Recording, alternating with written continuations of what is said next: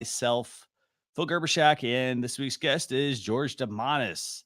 So I'm going to pop on and say a quick hello. Hey guys, how are you doing? Hey guys. So we're just getting everything set up backstage for you. We've got a great show for you this week. Again, as I mentioned, we've got George Demanis on. Fred, I met on social media. He is the founder of Uptempo Social in New York. I'm going to let Phil talk about that. So we're going to go ahead and bring Phil on. But for everybody who's watching, if you're watching on YouTube, if you're watching on Facebook or any of the social media channels, thanks a lot for taking a little bit of your time out of this week to learn what's new in social media. There certainly is a lot of it. You know, we're going through all the topics, and we've got some updates this week from Facebook, Twitter, and YouTube, as well as some very useful tools that we came across that we think can help you as a business owner. So I'm going to go ahead and bring on Phil. Phil, how are you doing this week? Hey, what's up, Christian? I'm doing great, man. I'm feeling a little top gunny tonight. I'm going to be Goose, and you can be Maverick, because we're going to bring back that love and feeling tonight, Christian. What do you think? Awesome. Very awesome. So we've got George Demanis on this week. I'm going to go and bring him up. Maybe you could tell everybody a little bit about him. Yeah, for sure. So George runs an awesome social media agency in Long Island, New York. He's all about humanizing your brand, which we know is the fastest and yet slowest path to success. You might see less results the way it looks because you might not have 1 million followers, but you're going to get real results, real people engaging with you by humanizing. As you said, his brand is Uptempo Social. He's in Long Island, New York, and love the fact that he is humanizing our brand. Good stuff. And George is here tonight. We're jacked to have him here. What's up, George? Hey, guys. How you doing? Thanks for having me on. Yeah, totally. So tell us a little bit about Uptempo Social.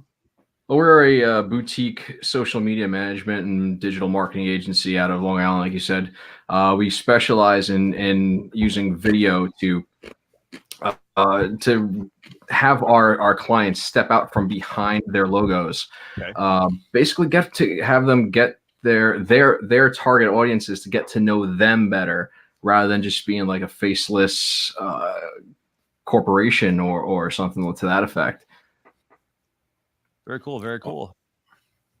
Awesome, man. We're really glad you're here. As I said, George, we are all about being human and about what businesses can do to leverage social better. We've got some great topics tonight talking about Facebook, Twitter, YouTube, and a little bit, maybe if we get there, about Facebook Portal.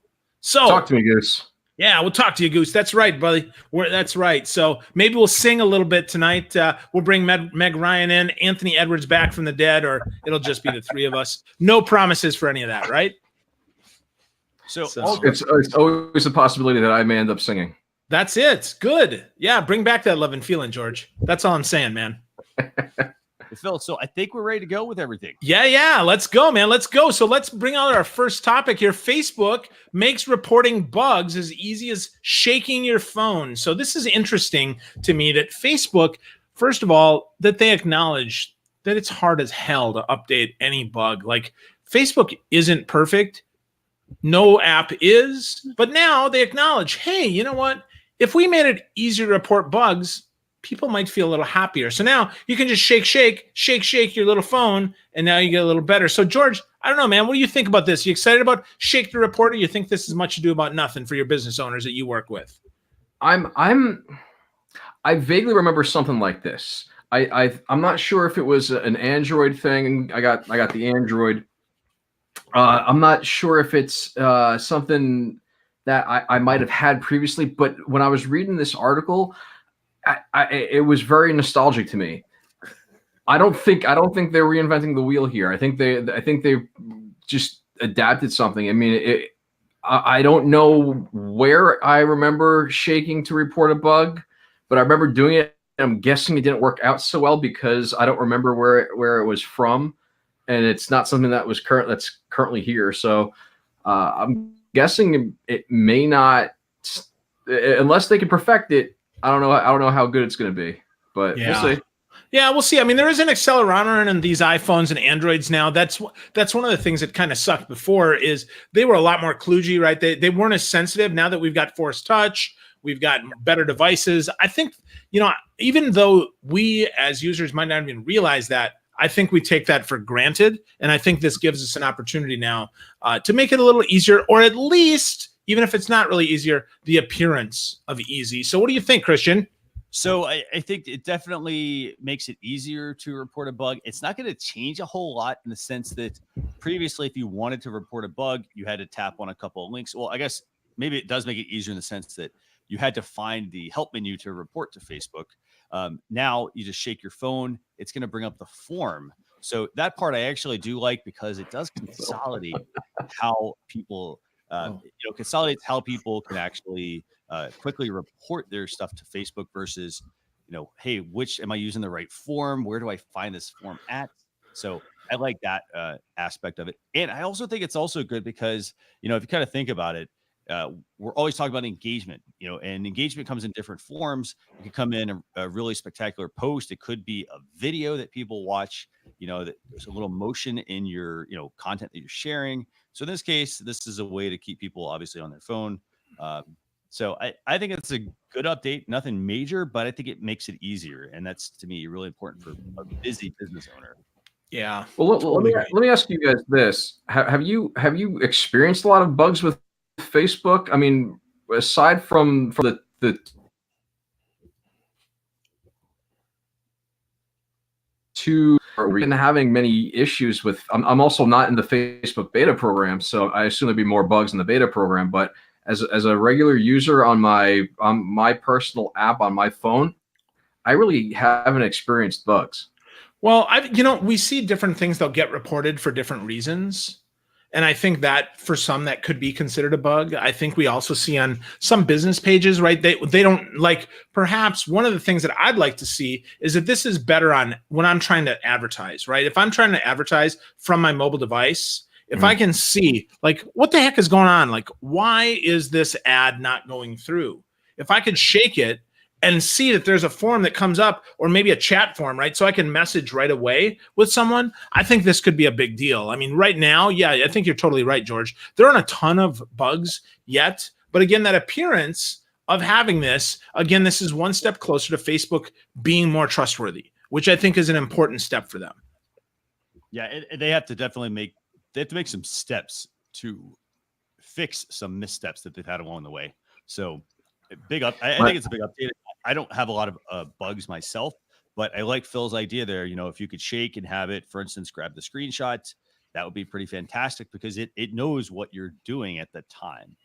So my absolutely wonderful friend Kelly Noble Marabella wrote here in the comments that she's a beta tester and she didn't see them very often. I also want to say hi, Kelly. Awesome.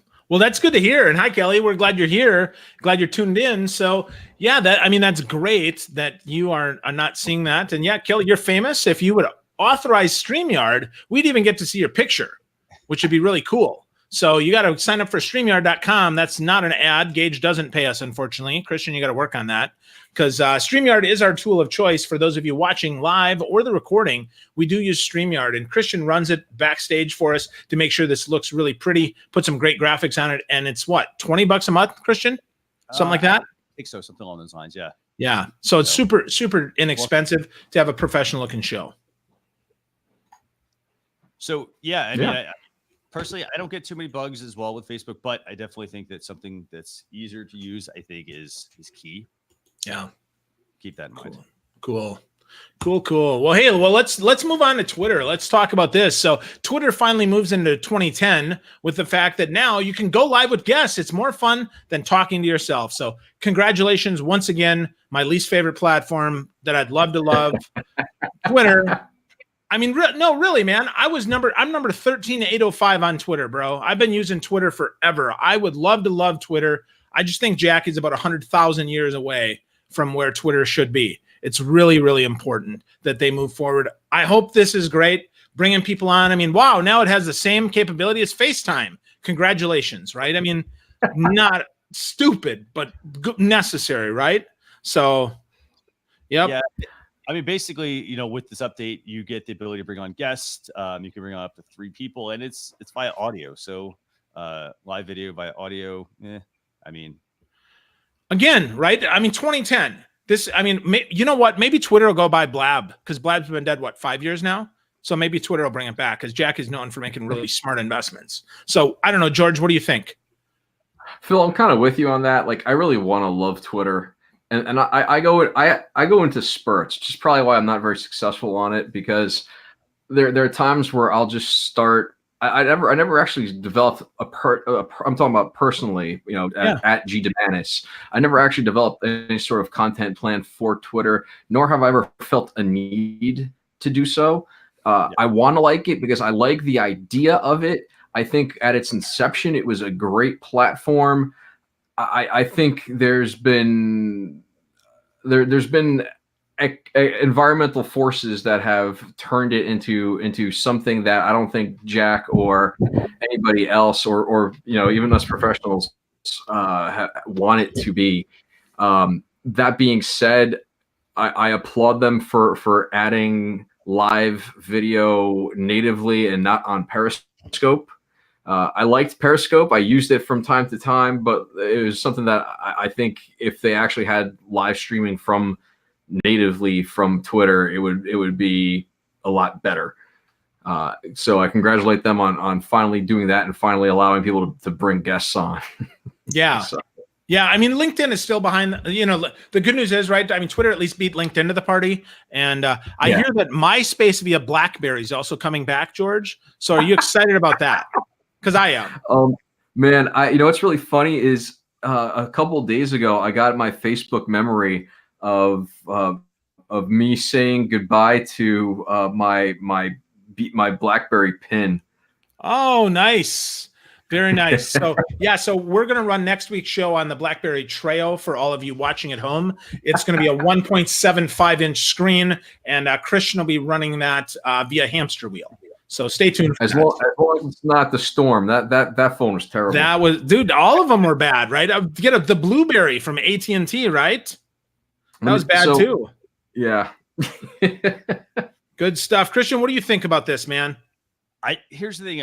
It's very late to the party for me. I mean, I'm glad they're doing this. I'm glad they're making it easier to add audio. You know, maybe they're going to do it because, you know, you can also send, you know, audio tweets, for instance. I mean, I think that's very useful. Again, I think it's borrowing a page from Facebook in the sense that you can have some audio as well on your tweets, kind of like they have on their posts. But, you know, again, not a big deal for me, really. I think as a business, if you're good at repurposing your content, it's very useful. You know, you can invite more people on. People don't have to be afraid of like, well, hey, I don't like being on camera. So you kind of have to give them the audio option. Maybe that is a precursor to, you know, being able to have some better video. I'm not sure. Just some thoughts there. Yeah, well, you know what? Maybe they'll buy Anchor, or Anchor will buy Twitter, because I hear Twitter's on sale. It's $89.99 plus tax. Brings it to $100. Spotify already owns that. I know, but you're right. They could buy them both. So Spotify's not making money either. So right. Twitter not making money, plus Spotify not making money, plus Anchor not making money. I mean, that could really be a not making money, just a franchise. I think that's a really great move. Jack, you should do that. So I really shouldn't mock Jack for making money. So what's that? You know what is making money? Twitch. See, there we go. Right now Twitter buying Twitch, right? So then would we call them then Twitcher? What do you think? Or I'm sorry, that's what my girlfriend does at the strip club. Sorry, Twitcher. My bad. So sorry. All right. I'm just saying. Oh, so it's Bill, okay. I like you. Well, she just broke up with me because I said that. So I'm glad she's gone. So okay, we can talk about her again. All right. So Christian, what else you got to say about this? Or you want to move on to Facebook? I don't have anything else to add, actually. I mean, okay. You know, for everybody who's watching, George, by the way, I can tell you got quite a few fans here. We've got Christine Gritman on. We've got Kelly on as well. So thanks a lot for joining everyone this week. Awesome. I saw Lisa up there too. Lisa Monsk hopped on. We got Gail as well. Gail Gilliland on as well. So thanks a lot. Hey, Gail. It's good that George has friends because I don't. So thank you, George. We appreciate it. My wife just hopped on. Hi, honey. Love you. Awesome. So we could bring her on if we only had her Twitter account. We'd be set. She could be on screen too. So, Phil, where do we want to go to next? Well, so we talked, we talked before about Facebook. Now, this is interesting. Facebook is releasing a community standards enforcement report. Now, this again, is it going to work? Who the heck knows? But the fact that they're going to try to be more transparent, I think, is a very good thing, right? They say that they catch between 90 and 99% of community standards violations itself. But here's the problem, right? Much, much lower for bullying, 14%. So we're going to see if this happens. And of course, spammers, spam in the place where you live, people spamming us, spam IM, want to punch them in the face. Don't spam. Please be nice. So I don't know. It could be much ado about nothing. The fact that they're going to, though, again, let people report at least gives us the illusion of some sort of control. I don't know. George, what do you think, man? Anything that Facebook does at this point to better their users' experience, I think is going to come off disingenuous but necessary. The reason I say that is because it just sort of feels forced. It was after Zuckerberg did his Android impersonation in front of Congress, which was a laughable experience in itself. But ever since that point, this is where everything started taking that turn. He got up during the F8 during the Q4 earnings conference call, and he was talking about enhancing privacy, coming back with pretty much exactly what this report is saying. Community enforcement. It's something that they needed to do before, and I wish they started it sooner. I remember back when people could just willy-nilly add you to, yes, I said willy-nilly, to Facebook groups, and without you actually being able to. So I got added to a bunch of them, and one of them that I really thought that I would like, and I thought it was going to be a really good networking site, was something called Greeks of New York. And the Hellenic culture is very strong. We're a very tight-knit community, which is why every time you talk to a Greek person, you say, "Oh, do you know Gus?" And more often that will say, "Yeah." So I was added to this group, and this ended up just being a soapbox for the group creator, whose name I'm not going to mention. I don't actually know him personally, but it was a tinfoil hat wearing far right uber conservative fake news group. And to this day, I people still try to invite me to the group, and I keep turning it down. But I want them to actually make real strives at not just bullying and stuff like that, but also towards the fake news, because they've added stuff where you could click and report something as fake news. But when you start clicking through it, it gets to the point where it just says things you could do. Tell the person to take it down. So that's why I said this kind of comes off as disingenuous to me, and I hope that this is actually legitimate. I like that. I think that's a good point, right? So I think that's really important, that we can combat fake news. Now, the challenge, the challenge is not just the source of the fake news, it's the perpetuation of the fake news, right? Because if I just type text, the source is you, George, right? If you type fake text, the source is you. If I type it, it's me. If it's Christian. So the question is, how do we report just plain text when there's no link back, right? How do we report that versus an opinion, if you will, right? Because I might say, I don't like pizza. Well, you might say, well, that's bullshit. That's totally fake news, right? I love pizza. Or you're Greek, right? I like gyros, right? Is it pronounced gyros or gyros, by the way? All right. So here's how I explain this, because this comes up a lot more often than I would like to explain it. So when I'm talking Greek, εγώ θέλω ένα σουβλάκι, εγώ θέλω ένα gyro. If I'm speaking Greek, it's gyro. If I'm talking English, it's, how Italians like to be they'll have a conversation. Yeah, let me get a sandwich with some peppers and mozzarella, or they'll be like, hey, pass the manacot, or they'll over pronunciate that stuff. that's kind of like how I'm like, I'm not like that. It's gyro if I'm talking English. It's gyro if I'm speaking Greek. Interesting. So did you see the Jimmy Fallon, who is it? Jimmy Fallon and Luke Bryan. They did that. So I'll have to find that. We'll pop that in the comments for folks. So is it gyro or gyro or gyro? So yeah, so let's we'll do that. But Christian, what else you want to say about this one?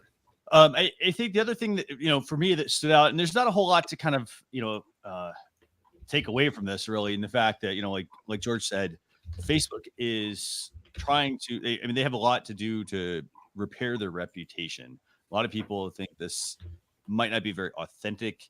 They're kind of just doing it because obviously they're going to get a big hefty fine and whatnot coming as well. But for me, the other thing that stood out was just the huge jump from 1.2 billion to almost 2.2 billion in fake accounts that are created. So Yeah. Again, don't focus on the numbers. This week, for example, there was a person that had, and this is a very good story actually. They had over 2.4 million Instagram followers, and they were not able to sell 36 t-shirts. 36 t-shirts. Yeah. So don't let that bother you. They're like, hey, my channel only has 500 people on it or 1,000. It's not a numbers game. There are a lot of social media influencers that try, or social media people actually, that try to make it, oh, you have to get your audience up. And it's like, no, you don't have to buy your audience. You don't have to just, force people to like your page. I realize that people make it sound good that, hey, I have followers, you should go follow my page because, hey, that seems like what everyone else is doing. But it also comes down to, out of those people, who can help you drive things, who can help you drive sales, who can help you build a community, for example. So just you gotta work at it. That's the big thing. There's no shortcuts to the top. Yeah. Good. Yeah. Good. Also in the first quarter, Facebook removed 2.2 billion fake accounts. Yeah. And they said that billion with a B or million with an L? With a B. Holy balls.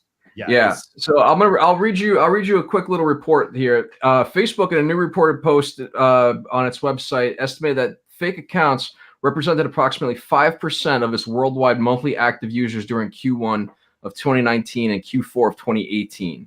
And then the cybersecurity chief goes on to talk about that. But 2.2 billion fake accounts were removed in Q1. Goodness gracious. That's a lot of fake accounts. The good news is, right, that's actually getting us away from the turkeys. Yeah. Right. That's important. Right. That's important. So I love that they did that. I just can't believe that there are that many turkeys on the platform, right? That many spam accounts. I mean, how do you even fathom how that happens, right? That's too much spam. And that's amazing, right? That's just, I don't know. It's disappointing to say the least. Yeah. Mm-hmm. Here's the thing, as a business, you just have to, you have to keep in mind anything that you share. So it's not about trying to hoard all the information. So for example, you don't want to, you don't want to be so focused on like, well, hey, I have to be really strict with the content that I share because I don't want to get penalized. But you want to make sure that you read the content you share, that you know about what you're sharing, that the source is coming from. Don't just share it, for example, because there's a lot of fake content out there. There are a lot of fake accounts. Can't stress that. And if you see something on Facebook or any of your social media channels, just say something, in the sense that report it back to the platform, because it's not going to get better if you just leave it there. So just kind of, there's also a lot of meme accounts that purport themselves to be news websites. And unfortunately, I don't know if you guys knew this, but I'm a veteran, 15 years in the U.S. Coast Guard. And unfortunately, a lot of these fake news sites, a lot of these sites that skirt the fine line of violating Facebook's community standards are sites that either pretend to be veteran related or are specifically made to be veteran related to sort of to appeal to a sense of patriotism or supporting the veterans. And a lot of it just turns out to be racist and really just plain crap. And it's unfortunately my own mother has fallen victim to such websites and our Facebook pages and sharing their content, hoping to support the troops. Yeah, taking advantage of veterans there's a special place in hell for those people. I got to tell you, Indeed. I was in the Navy for 4 years, George. So thank you for serving, brother. Oh, yeah. I was actually stationed with the Coast Guard in Alameda, California. So hey, nice. Coast Guard Island. All right. Yes, sir. That's correct. So, yep, very familiar with you guys. I appreciate you guys very much. So, but yeah, man, that's the problem. So trust but verify, right? Trust but verify, folks, and be smart on this, and be willing to report stuff. Don't just be passive. Report it. If you see something, say something, right? I don't know. Christian, you got the last word, man. What do you think? I don't have anything else to add to this, really. Okay. I mean, it comes down to if you see something, and it doesn't just apply to Facebook. Like right now, this is Facebook's Community Standards Enforcement Report. But guess what? A lot of people are on Instagram. The same thing is happening there as well. So just, be mindful of that as you're doing things. It's not to say like, hey, I need to always be wearing this hat, but like, just kind of keep your eyes and your ears open. If you see something that doesn't seem right, report that to Facebook, do some investigating and then report it. And because remember, everything that you're sharing as a business, it does impact you in a way. I mean, it impacts your credibility. So just make sure, that what you're sharing, whether it's from a certain user or it's, certain website links and whatnot you're sharing, that impacts you. So just keep that in mind. So, yep. Great point. Great points. Very good, sir. Very good. So let's move on to YouTube. This is interesting, right? YouTube is possibly shifting its culture, which I don't know what they're doing here. This is really interesting. If they start hiding exact subscriber count, much like they hid exact search results count, my guess is they're doing this to increase speed of load and decrease the fact that people said, no, you said 10,497,312, and I only counted 310. I think really that's what they're trying to do. Not to mention, they're going to see that some of these idiots, they can't brag about the size of their, schnozola anymore. So I think this is good. I agree. I think this is, go ahead, George. What do you think? I agree with what Phil was saying. I think this is going to better the platform. Ultimately, I think it sort of plays into something that I've been seeing that I'm going to say something that may not be that may not be accepted in our marketing circles. Something that's it's always when somebody takes a contrarian view against something that brings people money. I'm not going to make a lot of friends with the statement, but I don't think that influencer marketing is going to be around as it currently is for much longer. You can start to see that at specific sell 36 t-shirts to any of her 2.6 million followers. People just don't want to be sold to. The decision to we've heard this ad nauseum. The decision to purchase has been made before the purchaser has even entered the sales funnel. The thing is with influencer marketing is, and if you look at like a lot of these YouTubers, like specifically, like I love Peter McKinnon's content. It's entertaining as hell, and if it wasn't so entertaining, I probably would not be watching it. Because he went from actually providing value with regards to education and knowledge of how to be a filmmaker, how to do certain things on Lightroom, be a better photographer, and how to compose your shots and stuff like that. Yeah. To in addition to just vlogs, to now it's his YouTube page has basically become like a pitch fest. It's God bless him for his photograph to make it on Canadian currency, but he's pitching, selling his coin. He's got a Polar Pro neutral density filter. What else is he plugging? Every week it seems there's the Peak Design travel tripod is the latest thing, and it's always something else that he's pitching now, and he's always getting these influencer or brand or sponsored posts, sponsored videos, and that's what YouTube is becoming for a lot of influencers, and it's going to get harder for them when they, it's getting annoying.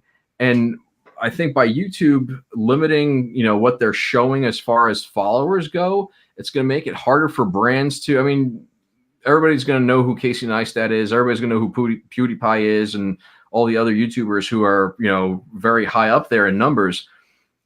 But when it comes to somebody like that 18-year-old influencer whose name I don't even know, if she decides to start a YouTube channel and brings a bunch of her followers on, that's going to impact her.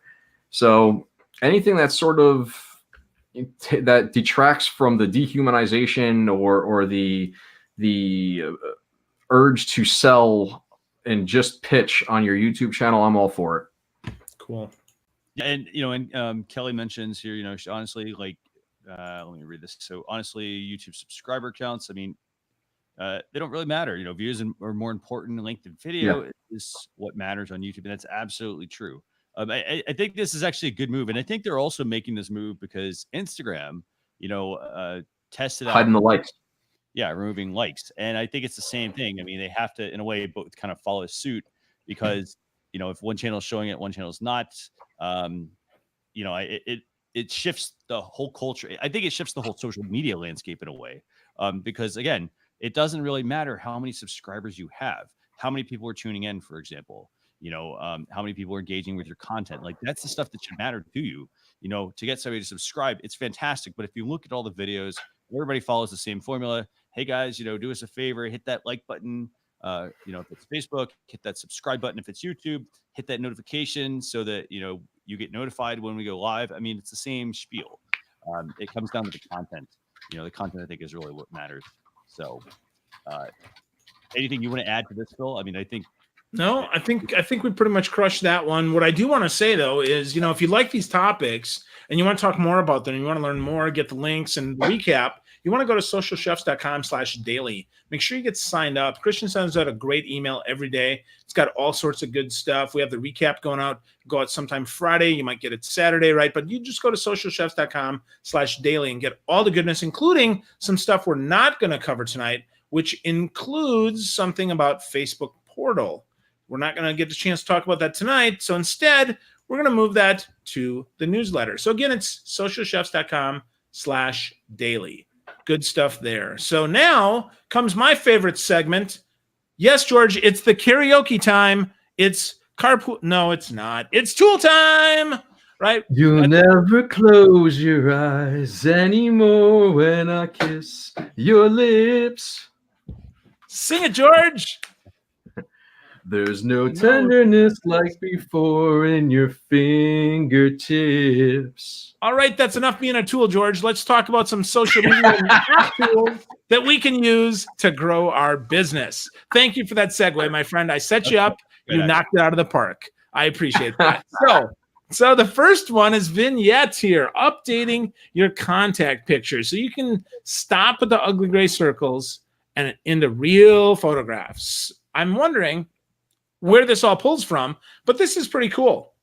I'd love to, see how good this is. I did not download it because I've got 14,000 contacts in my iPhone. So I passed on that. So we'll see.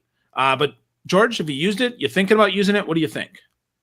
Yeah, I got an Android and we've had pictures on our contacts since Android came out. So okay, so Christian, you're supposed to vet these people. We said no more people with substandard devices on the show. So no. But what you have though is you have them from Google, which was originally from Google Plus, which pulls from your profile. Because if everybody's in Gmail, then you get them all. But if you're not talking to someone in Gmail, I bet you still get the two initials. So I can actually add pictures, and most of my pictures are custom. Like my best friend Eric, we both were fantasy football 15 years ago. we bet each other if we beat, who beat who would have to wear a pink female jersey, like, because back then they were making the female jerseys, and we're both Giants fans, and the loser wore a pink Jets jersey, and that's Eric's picture. So Nice. It's not just from Google Plus. It's from Sure, you can customize. I can take from Facebook. I could take from Facebook. I could put in a custom photo. Like my wife is a picture of her and I when we were dating, actually. So awesome. Very nice. Awesome. That's cool, man. So yeah, I mean, Apple has the same thing, right? But now though, it's going to go out and search the net. That's what this app does, right? It's going to search it to keep your photos up to date, right? That's the thing. Because of course, you've always been able to do that. I mean, I could do that on my BlackBerry, right? I could have updated my picture. But now it's supposed to search the net, which is pretty valuable, I think. Yeah, it's going to go pull from Twitter, from Facebook, from Instagram, and Gravatar. So Gravatar, for example, for those of you watching, a lot of people use that for WordPress. So if you've got a WordPress.com site, it'll typically pull your photo from there. And a lot of sites, if you blog with a lot of sites, your guest author, a lot of them will pull from the Gravatar. So, it keeps all of that, it pulls directly from that. But to me, I tested this out. I think it's very useful. The fact that, you don't have just the initials, because you could have people with the same initials.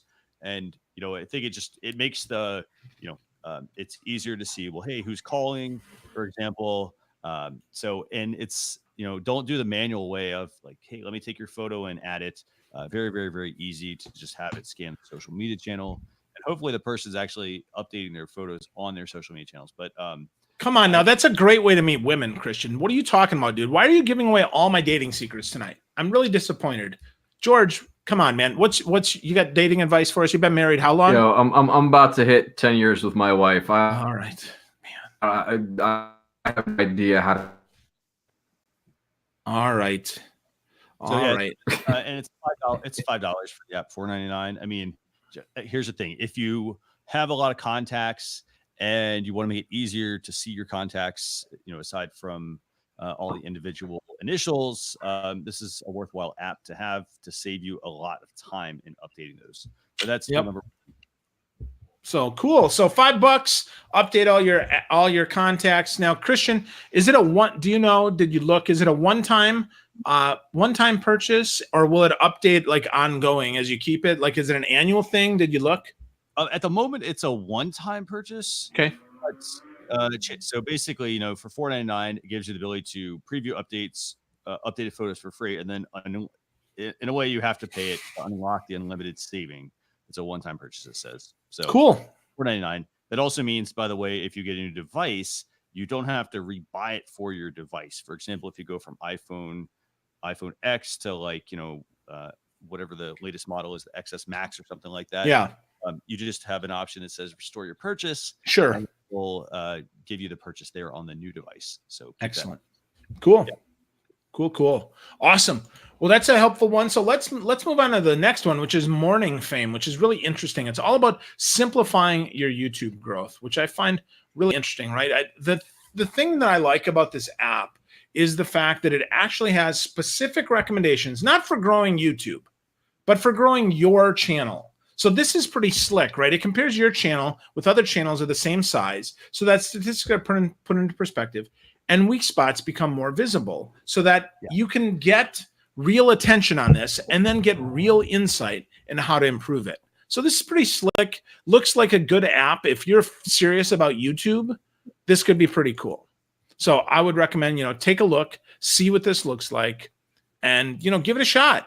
If you're big on YouTube, right, give it a shot. I don't know. George, are you a big YouTuber? Are any of your clients big YouTubers? So I do have a YouTube channel, and I was vlogging fairly regularly for a little while. About, I want to say 2 months ago, I just kind of got tired and decided to put the vlog, the season 1 to be completed. And my wife and I had our second son 3 weeks ago. Whoa! 4 weeks.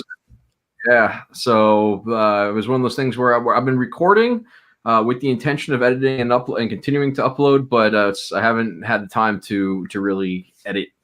So Okay. But I do have a channel. It's a small channel. I did it just for fun. Did it to sort of remind myself. Once upon a time, I went to film school, and just kind of remind myself on the basics of filmmaking and utilizing the techniques that I learned back when I was 18. Cool. And yeah, just so I could better service my clients. Awesome. In video. But and here's some additional information on Morningfame and how this thing works, by the way. So I know, George, we talked offline about some other tools that are available. There are a lot of YouTube tools that you can use to improve, for instance, your tags, and ones that help you do research on keyword research. But this is more also along the lines of viewership. It's not a browser extension, so it's a whole separate website. What Morningfame does is they like to also drive, it's smarter than they drive you back to their website, but they also give you daily reports. They like to keep you in the loop on your content. So, you're not like, oh, let me just keep publishing and publishing and publishing video. They're trying to help you get things moving, whether it's, a trending topic or, getting your viewing duration time up. Because again, if you're running a video, for example, our videos are about 45 to 60 minutes, Phil. Yep. That's right. We're watching like 2 minutes of it. Maybe we need to consider shortening the length of that video. So that's a really important metric to keep in mind, because one of the things you cannot get back as a business owner is your time. So you have to be mindful about what you're spending your time on, that you're spending time on the right things. So definitely something to check out. And yeah, go ahead. And according to my Facebook Picture Helper Chrome plugin, they have their pixels going. So when I went to go and research it, I'm gonna start getting targeted by them on my Facebook. So very likely. Not surprising. Everyone's going to do that. Every smart business is doing retargeting. From a pricing standpoint, pretty inexpensive tool itself. If you pay annually, it's for the basic. And by the way, so I'm going to actually pull this up for everybody. So they have a basic plan and they have a plus plan, and their pricing is it is $3.90 a month if you get their basic plan. If you get their plus plan, that's $9.99 a month for 12 months if you go annually. But very useful tool in the fact that you get limited keyword research and obviously your channel analytics for your basic plan. They also give you full access for 24 hours up to every 2 weeks. So if you don't produce a lot of videos, you don't necessarily need the plus plan.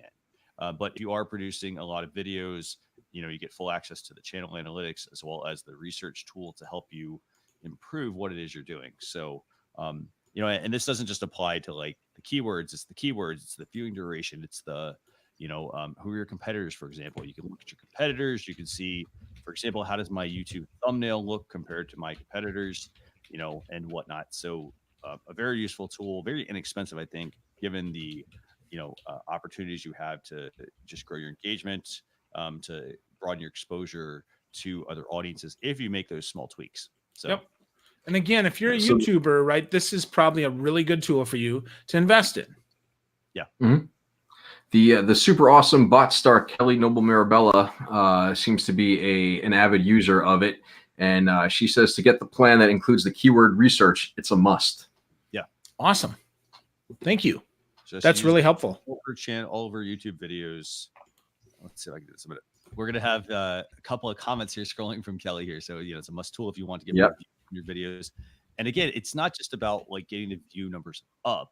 It's about just improving the entire video performance overall.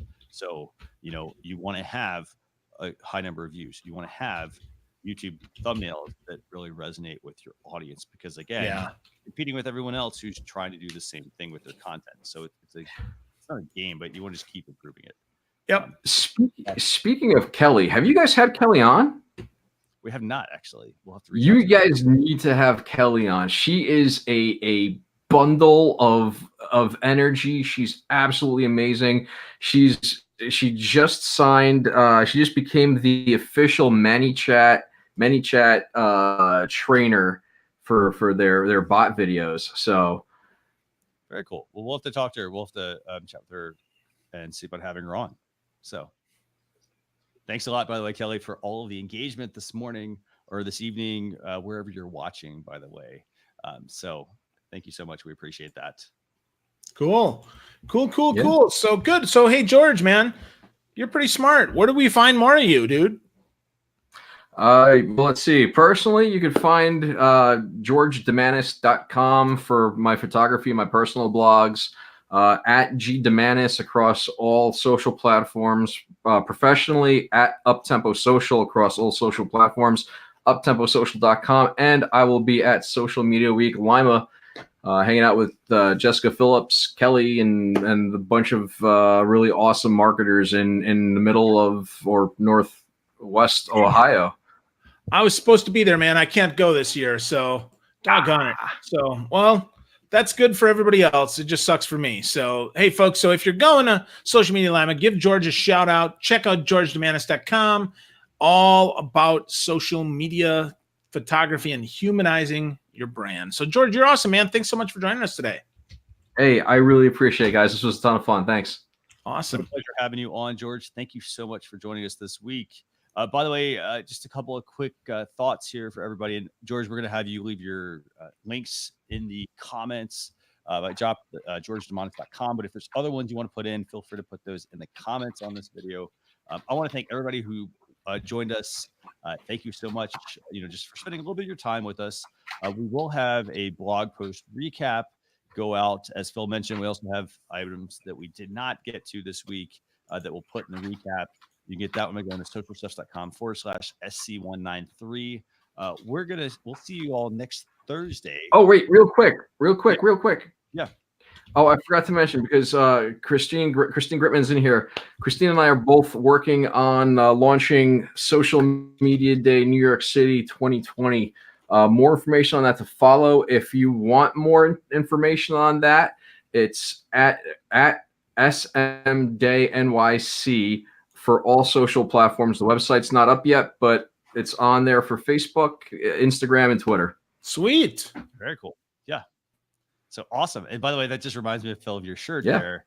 Sounds like we've got a campaign going. So You're going to bring back that love and feeling, aren't you, George? Indeed, I am. So thanks a lot for joining everyone this week. We will see you next Thursday. We're going to have Alyssa Meredith on. Yeah, and I'm not going to be here because I'm speaking in St. Louis. So, Christian, you're going to have to carry the show, bro. I know you got it. So, and actually, we got Troy Sandage. He's going to. Oh, fine, Troy. Whoop, whoop. We're going to have Troy Sandage filling in. We're going to have Alyssa Meredith on. So we will see you all next week. Thanks a lot, everyone. Bye. Bye. Bye, guys.